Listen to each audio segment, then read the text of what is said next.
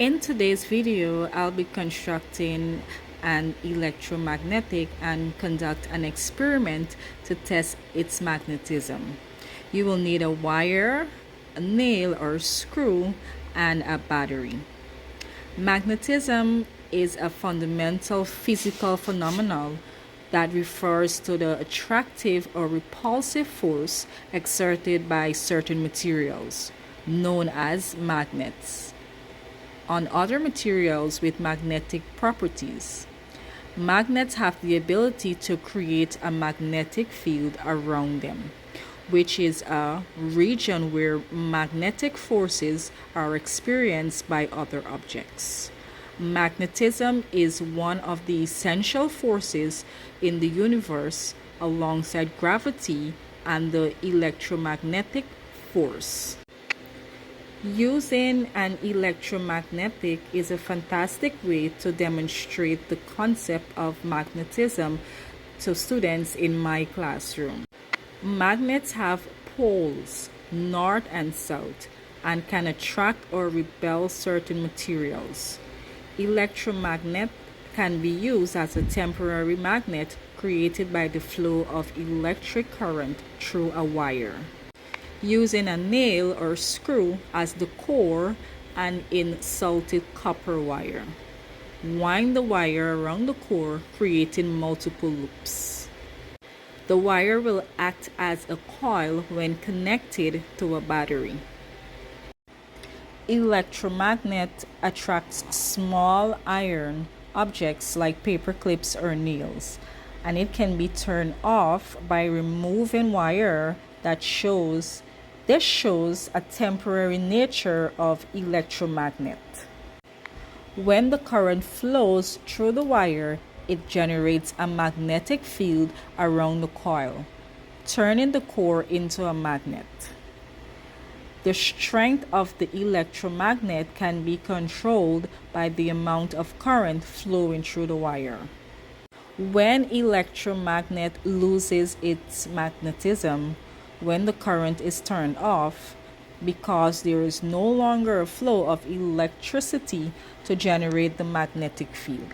Students will understand that electricity and magnetism are interconnected, as the flow of current creates a magnetic field. Students will observe the direct correlation between the flow of electricity and the strength of the magnet field. Students will grasp the temporary nature of electromagnets and the relationship between electric current and magnetism. In conclusion, using an electromagnet in the classroom offers a hands-on experience that helps students visualize and understand the fundamental connection between electricity and magnetism. This interactive approach engages their curiosity, making the concept of magnetism more concrete and memorable. Now we will talk about the proposed practical examples of how magnets are used to separate materials.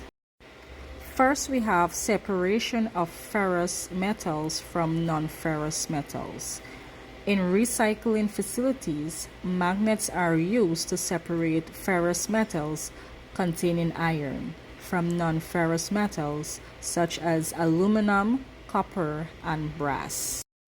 Next, we have extracting iron contaminants from food products.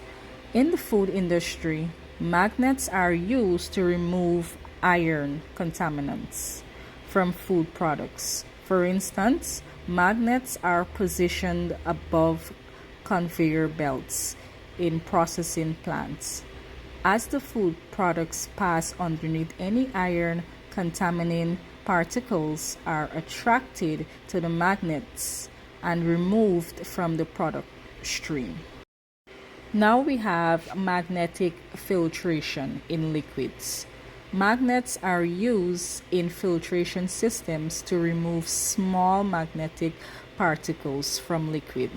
For example, in industrial settings, magnet filters can be placed in pipelines to capture iron particles in fluids like oil, coolant, or water.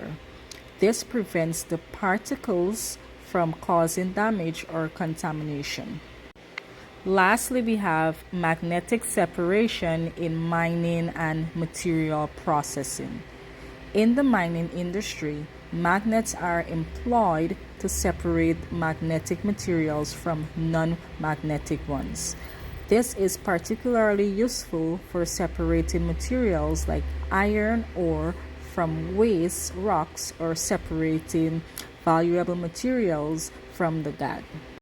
Now we will talk about why only some materials are categorized as magnetic. Materials are categorized as magnetic based on their ability to interact with magnetic fields and exhibit magnetic properties. The presence of magnetism in certain materials is a result of the alignment and behavior of their atomic and molecular components.